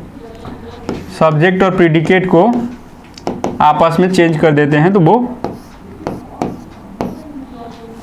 क्या हो जाता है, कन्वर्जन उसका हो जाता है। तो ये देखिए कन्वर्टेड है और इधर जो है कन्वर्ज है। ये कन्वर्टेड नहीं होगा बल्कि कन्वर्टिंड होगा, ठीक है। तो अब जो है कन्वर्टिंड यानी जो परिवर्तन करने लायक है और जो परिवर्तित कर दिया गया है, ओके। तो S all S is P, इसका अगर हम करते हैं तो ऑल एस इज पी, हम क्वांटिफायर को टच नहीं करते अभी, हम इसको करते हैं, है ना। हालांकि बड़ा ही पेचीदा है, अभी इसको मान के चलिए कि ए वाले प्रोपोजिशन में कन्वर्जन बाय लिमिटेशन होता है जो कि दिया है बाय लिमिटेशन, यानी कि सम इसका प्रीडिकेट आपस में चेंज कर दिया, ये सब्जेक्ट की जगह प्रीडिकेट और प्रीडिकेट की जगह subject, some P is S, तो ये आ गया, यानी A1 का मिलान सही हो गया। कोई S P, no S is P, इसमें भी आप देखो कि एस की जगह पे पी लाएगा, नो पी इज एस, ऐसे कन्वर्जन हो गया। सम एस इज पी, तो सम पी इज एस, ऐसे कर दिया। और इसमें तो चौथे वाले में वैलिड होता ही नहीं, कन्वर्जन नॉट वैलिड, ठीक है। तो A1 B2 C3 D4 option number A is the right answer. आगे बढ़ते हैं क्वेश्चन 31, ठीक है। ये कह रहा है कि it is good to put water in your body, so it must be good to put water in your lungs. Identify which type of fallacy occurs in above. It is good to put water in your body, so it must be good to put water in your lungs. अब देखिए कह रहा है कि ये सही है, आपके शरीर में पानी डालना अच्छा है, इसलिए आपके फेफड़ों में भी पानी डालना अच्छा होगा, ऐसे कर रहा है, ठीक है। यानी कि क्या कह रहा है, आप देखो कि एक तो बॉडी को ले रहा है और दूसरे इसके ऑर्गन को ले रहा है, लंग्स को। तो जरूरी थोड़ी है कि जो बॉडी के लिए सही है वो पर्टिकुलर ऑर्गन के लिए भी सही होगा, ठीक है। तो ये किस तरह का फैलेसी है, तो अगर बॉडी और उसके पार्ट्स से रिलेटेड, बॉडी पे जो लागू हो रहा होगा वो उसके पार्ट्स पे अप्लाई करें, तो वो एक तरीके से क्या कहलाएगा कि appeal to force, division, appeal to majority, irrelevant conclusion. तो आप देखो कि बड़े पार्ट से छोटे पार्ट में ये डिवाइड कर रहा है, इसलिए डिवीजन होगा, है ना। तो option number B is the right answer. ये फैलेसी डिवीजन वाली फैलेसी हो गई। पूरे बॉडी से ये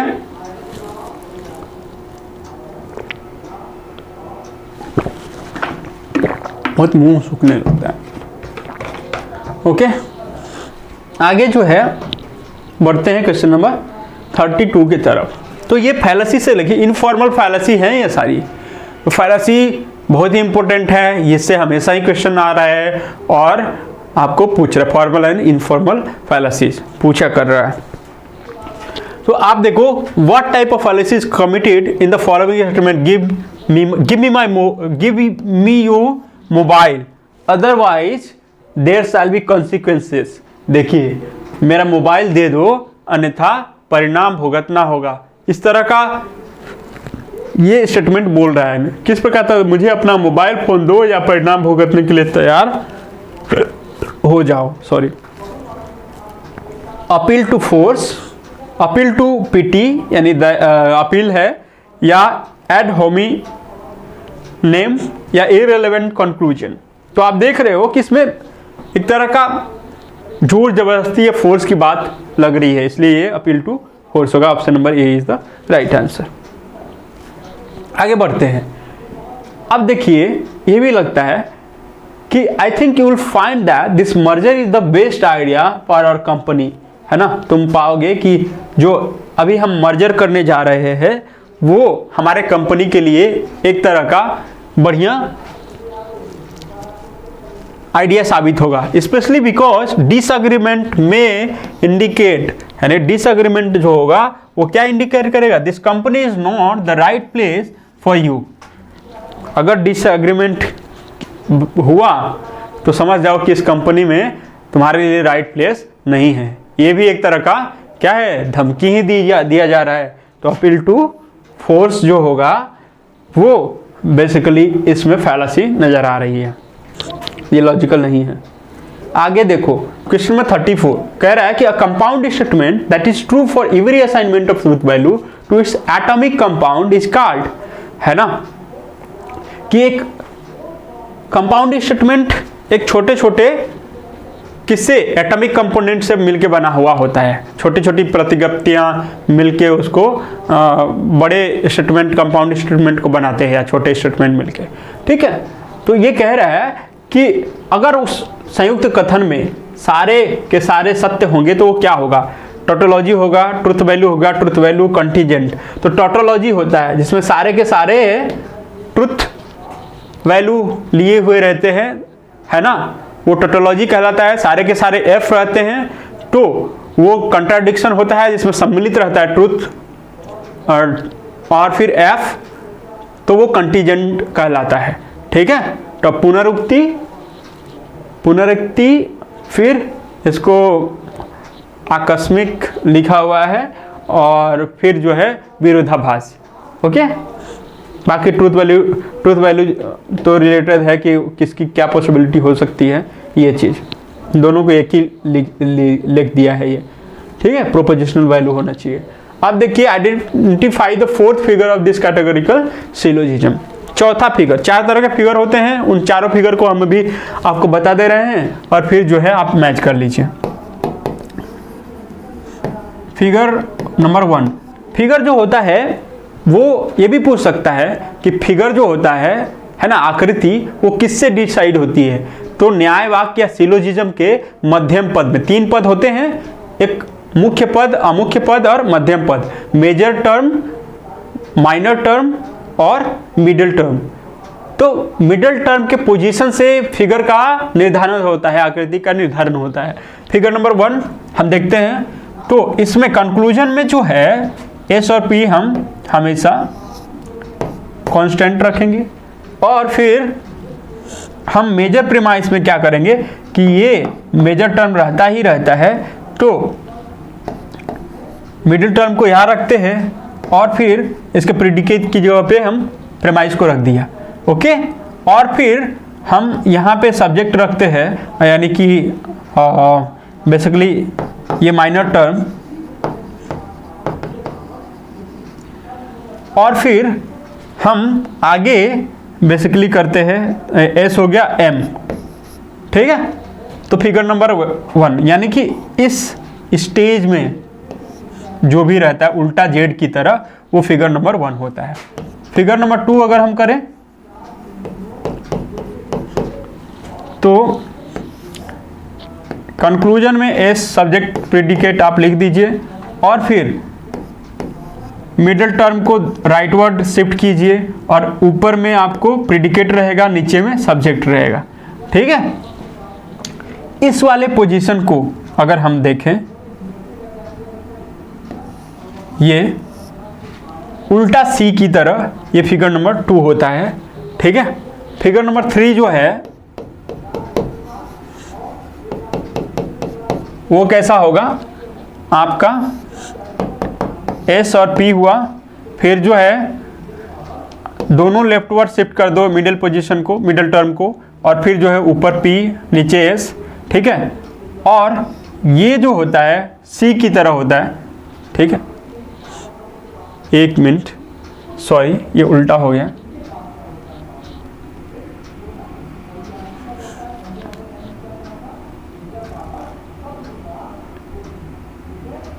एक मिनट मिनट नहीं रहा, ऐसे करते हैं, फिर से लिखना पड़ेगा। एक्सक्यूज मी,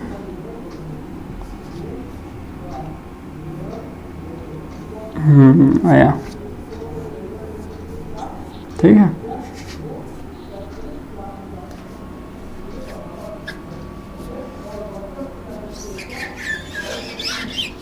अब देखो ये एम, फिर ये पी और फिर ये एस और पी। ठीक है, तो ये वाला मैं कह रहा था कि सी की आकृति का फिगर नंबर 3 होता है। फिगर नंबर 4 सीधा जेड की तरह होता है। ठीक है, इसमें क्या होगा कि एम को हम एज ए सब्जेक्ट लिखेंगे, फिर ये प्रेडिकेट, फिर यहाँ पे एस रहेगा और ये एम, फिर जो है आपको एस और पी, और एम का पोजीशन आप देख लो ये। ठीक है, पहला वाला दूसरा ये हो गया, क्या उल्टा मैंने लिख दिया फर्स्ट और सेकंड को। एक मिनट,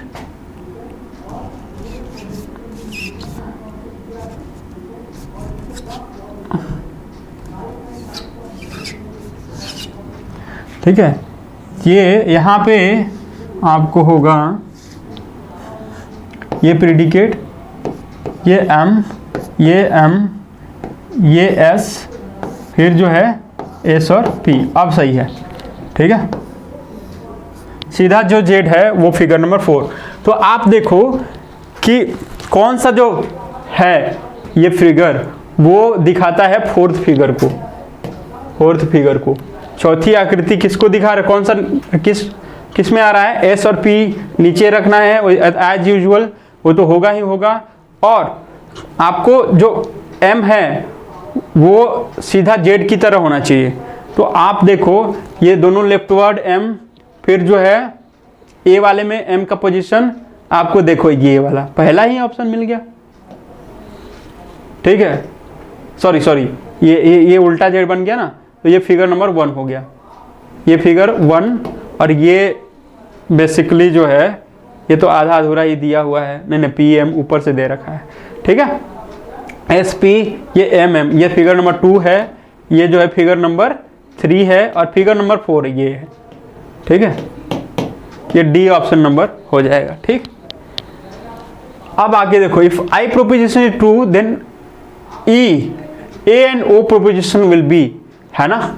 अब देखिए ये उसी रिलेशन को जो मैं बता रहा था उसको अप्लाई करके, ये लॉजिक के सवाल हैं और काफ़ी इम्पोर्टेंट होता है ना, ऐसे समझना। तो कह रहा है कि अगर आई प्रोपोजिशन ट्रू होगा, अभी मैं आपको बताता हूँ, समझ तो आएगा नहीं मुझे मालूम है, क्योंकि अगर जो लॉजिक पढ़े होंगे उनको लिए तो ईजी है, लेकिन मैं मान के चल रहा हूँ कि आप लोग बिल्कुल शून्य हो, उस स्थिति में मैं बता रहा हूँ।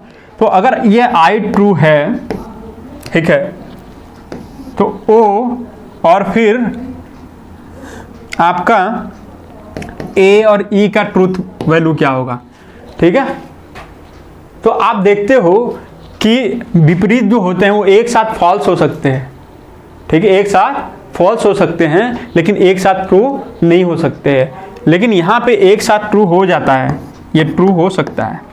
ठीक है, एक साथ ये एक साथ फॉल्स हो सकता है लेकिन एक साथ ट्रू नहीं हो सकता। ऊपर वाला विपरीत, सब कंट्रेरी क्या हो सकता है कि एक साथ ट्रू हो सकता है, हाँ ठीक, और एक साथ फॉल्स नहीं हो सकता। तो टी और टी हमने मान लिया कि एक प्रयास में रख लिया। अब ऊपर देखते हैं तो ये एफ और ये एफ, ठीक है।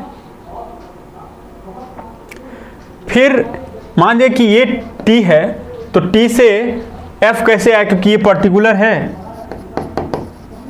और ये यूनिवर्सल है। तो अगर ये पर्टिकुलर ट्रू हुआ तो इसका यूनिवर्सल भी ट्रू होना चाहिए, तो ये ट्रू वैल्यू, ठीक है। उसी तरीके से ये भी अगर ये ट्रू है तो ये भी क्या होना चाहिए, ट्रू वैल्यू आना चाहिए। तो दो वैल्यू ये असाइन कर रहा है, ठीक है, 2 वैल्यू। तो इसका सामने वाला मतलब कि ये वाला जो वैल्यू है ये एफ भी हो सकता है और टी भी हो सकता है। इसीलिए ए और ओ जो हैं वो अनडिटरमाइंड रहेंगे, ए एंड ओ अनडिटरमाइंड रहेंगे ऐसे कंडीशन में, और इसका केवल कंट्राडिक्टरी फॉलो होता है। आई ट्रू है तो ई क्या होगा, ई जो है फॉल्स हो जाएगा, यही लागू होता है, ठीक है। तो ई इज फॉल्स, ई असत्य है, ए और ओ अनिर्धारित हैं। Option number A is the right answer, ठीक है। इसको अच्छे से हम लोग पढ़ेंगे, अदरवाइज ये कराने लगूँ तो 5 से 7 मिनट तो इसी में अच्छे से एक्सप्लेन करने में निकल जाएगा।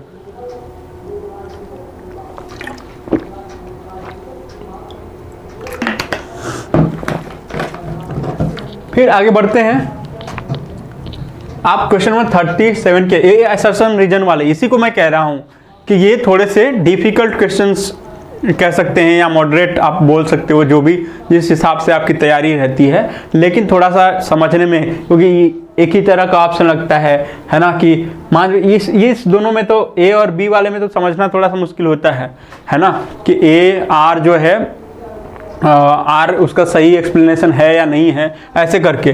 तो अगर हम देखते हैं अकॉर्डिंग टू नया कि sound is not eternal, sound जो है वो इटर्नल नहीं है। क्या ऐसा है कि साउंड को ये इटर्नल मानता है, ठीक है, साउंड को इटर्नल मानता है न्यायिक, है ना। आप देखो कि साउंड को ये इटर्नल नहीं मानता, तो फिर क्या रीजन, क्योंकि फॉर न्यायिक sound is produce and is an effect, एक तरह का इफेक्ट है, ठीक है। तो आप देखते हो कि इटर्नल नहीं है और फिर ये प्रोड्यूस है, इसलिए क्योंकि ये साउंड को प्रोड्यूस किया जाता है और ये एक तरह का कार्य है, ठीक है। तो असर्शन भी वही है, क्योंकि according to Naiyayika sound is not eternal, सही बात है, वो साउंड इटर्नल नहीं होता, और साउंड क्योंकि प्रोड्यूस किया जाता है और ये एक तरह का इफेक्ट है, इसलिए ये इटर्नल नहीं होता। तो आप देखो कि असर्शन और रीजन दोनों ही ट्रू हैं और आर इसका सही एक्सप्लेनेशन दे रहा है, ठीक है। अब आगे हम बढ़ते हैं, ये कह रहा है कि Berkeley objects to Locke's acceptance of abstract idea as the meaning of general term. Berkeley object to Locke's acceptance of abstract idea as the meaning of general term. Reason: Berkeley thinks that Locke's notion of forming abstract idea is both impossible and unnecessary. Okay?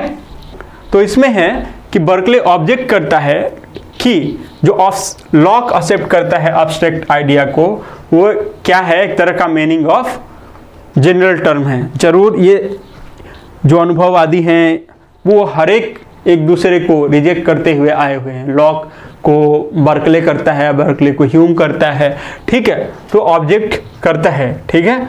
और फिर क्योंकि Berkeley think that locks notion, because मैंने या क्योंकि बोला था लगाने के लिए यहाँ पे रीजन के टाइम पे, ठीक है। सो अभी मेरे ख्याल से वीडियो लंबा हो रहा है और आपको असर्शन रीजन वाले क्वेश्चंस को निकालते हुए मैं आगे बढ़ता हूँ और फिर जल्दी से इसको वाइंड अप करने की कोशिश करता हूँ। Berkeley think that locks notion of framing abstract idea is both impossible and unnecessary. दोनों ही एब्स्ट्रैक्ट आइडिया जो होगा वो क्या होगा, इम्पॉसिबल और अननेसेसरी, सही है। तो ये और दोनों सही है, ठीक है। अब according to Hume all ideas are faint copies of impression, सही बात है। Because according to Hume we can not have a simple idea of which we have not had a simple impression, क्योंकि हमको एक सिंपल आइडिया नहीं मिल सकती जिसमें कि सिंपल इम्प्रेशन ना हो, ठीक है। तो ये दोनों ही कथन सही हैं। आगे बढ़ते हैं। अब जो है कह रहा है कि for Hegel the function of philosophy is to construct or understand the absolute, to prove that truth about reality as a whole is knowledge. फिर reason for Hegel, it is not possible to posit anything apart from what falls under mental concept, to trace the development of concept, to trace the development of reality itself. क्योंकि इसको explain करने में अभी I think assertion और reason पे मैं ज़्यादा समय देना चाहता हूँ, इसलिए आप देखें कि वहाँ पे अच्छी तरीके से फोकस भी नहीं कर पा रहा, नहीं इसी पे, तो क्योंकि काफ़ी ये टाइम टेकिन है और समय जो है काफ़ी बढ़ता चला जा रहा है। तो इसको नेक्स्ट हम स्लाइड में जब 25 लेकर के आएंगे उसमें अच्छे से एक्सप्लेन कर देंगे, तब क्वेश्चन भी कम होंगे और इसको आज ज़्यादा समय भी देंगे। तो अभी स्किप करते हैं इसको। 41 को भी हॉस्टल से रिलेटेड है, असर्शन रीजन वाला क्वेश्चन, क्योंकि इस पर समय बहुत ज़्यादा लगेगा। हम जो सिंपल क्वेश्चन है उसको करके और इसके बाद आज का क्लास ख़त्म करते हैं और फिर आगे हम असर्शन रीजन पे हम चाहते हैं कि आप लोगों को ज़्यादा से ज़्यादा समय मिले, ठीक है। तो according to Spinoza God is what, creator of the world only, कि transcendent only, to be identified with the totality of the universe, है ना। तो ये to be identified with the totality of universe, first cause and first mover, ये Aristotle मानता है God का, ठीक है। क्रिएटर ऑफ द वर्ल्ड ये सारे जो है ऑगस्टाइन वगैरह मानेंगे, ट्रांसेंडेंट इत्यादि चीजें जो भी मिडाइवल या अंधकार युग में आप देखोगे तो, ठीक है। आगे हम बढ़ते हैं। क्वेश्चन नंबर 45 ये क्या कह रहा है कि who among the following philosopher believe that those proposition which describe the most perfect world, the best of all possible world are true, ठीक है। ये आपको ऑन्टोलॉजिकल आर्गुमेंट जो है मिलता है, ऑन्टोलॉजिकल या जो है आप कह सकते हैं कि कौन सा तर्क, सत्ता मीमांसीय तर्क। तो एक कौन सा, संत एगस्टीन या डेकार्ट या स्पिनोजा लाइव। तो डेकार्ट जो है वो ऑन्टोलॉजिकल आर्गुमेंट की बातें करता है। इसको जब मैं proof for the existence of God यानी ईश्वर के अस्तित्व के लिए जो प्रमाण दिए गए हैं उसको मैं बताऊंगा तो आपको क्लियर हो जाएगा, ठीक है। अब आगे बढ़ते हैं। Arrange the following in descending order of certainty as per Locke's view. Locke किसको जो है ये असेंडिंग ऑर्डर में सजाना, तो ये भी थोड़ा मॉडरेट टाइप का क्वेश्चन होता है, ठीक है, कि किसको मानता है। इंट्यूशन आप देख रहे हो कि नेचुरल साइंस को सबसे पहले किसको, इंट्यूशन को वो रखेगा कि पहले पे है, यानी डी को रखो पहले, फिर रखो डिडक्शन एंड डिमॉन्स्ट्रेशन, ठीक है, यानी कि डी के बाद सी, ऑप्शन नंबर 2, फिर बी सेंसिटिव नॉलेज और फिर नेचुरल साइंस, है ना। इस तरीके से हमारा डिसेंडिंग ऑर्डर, मतलब सबसे हायर जो है इंट्यूशन, फिर डिडक्शन एंड डिमॉन्स्ट्रेशन, फिर सेंसिटिव नॉलेज और नेचुरल साइंस। नेचुरल साइंस सबसे नीचे आता है जो कि साइंस का विषय होता है, ओके। आगे हम बढ़ते हैं। ये कह रहा है according to Vaisheshika existence of the mind is known by which of the following प्रमाण। ये माइंड का जो एक्सटेंस है उसको किसके द्वारा जाना जाता है, परसेप्शन के द्वारा, कंपैरिजन के द्वारा, या फिर देखिए इसका अनुमान भी लिखा हुआ है, जो ट्रांसलेशन वो गलत लिखा है, अनुमान का इन्फरेंस होगा ना कि कंपैरिजन होगा, इन्फरेंस। तो ये इन्फरेंस से हम जानते हैं, ठीक है, कि माइंड एग्जिस्ट करता है। आगे बढ़ते हैं। जल्दी में कुछ मिस्टेक्स हो सकते हैं जो कि मैं उम्मीद करता हूं, तो उसको आगे हम करेक्ट कर लिया जाएगा। So Ramanuj admits that distinction between the indeterminate and determinate perception। ये रामानुज जो है सविकल्पक और निर्विकल्पक प्रत्यक्ष दोनों में समान रूप से एक मिश्र विषय वस्तु होती है। ये भी स्टेटमेंट और जो वाले हैं बड़े बड़े क्वेश्चन, इसको मैं सोचता हूँ, उम्मीद करता हूँ कि बाद में इसको अच्छे समय से आपको एक्सप्लेन करता चलूँ, ठीक है।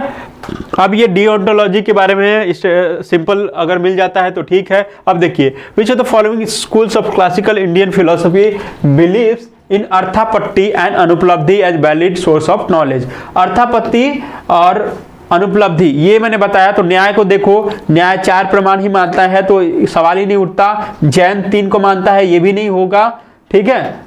और फिर मीमांसा में 6 होता है, सांख्य जो है फिलोसफी में ये 3 प्रमाणों को स्वीकार करता है। ओके, तो 6 मीमांसा जो होगा वो करेक्ट आंसर होगा।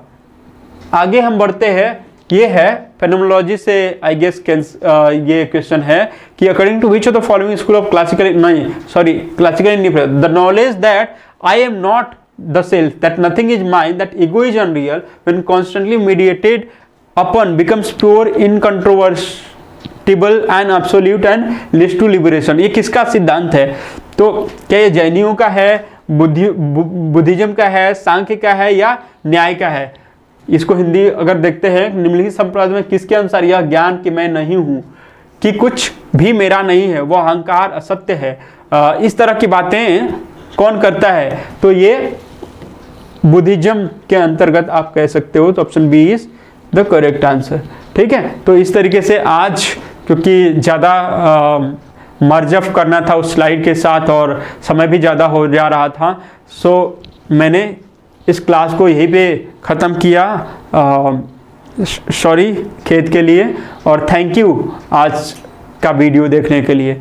आप नेक्स्ट वीडियो में ज़रूर से आइए, कमेंट करिए और फिर जो है आप फीडबैक दीजिए, ओके। और आपका टॉपिक वाइज जल्दी ही क्लास शुरू होगा।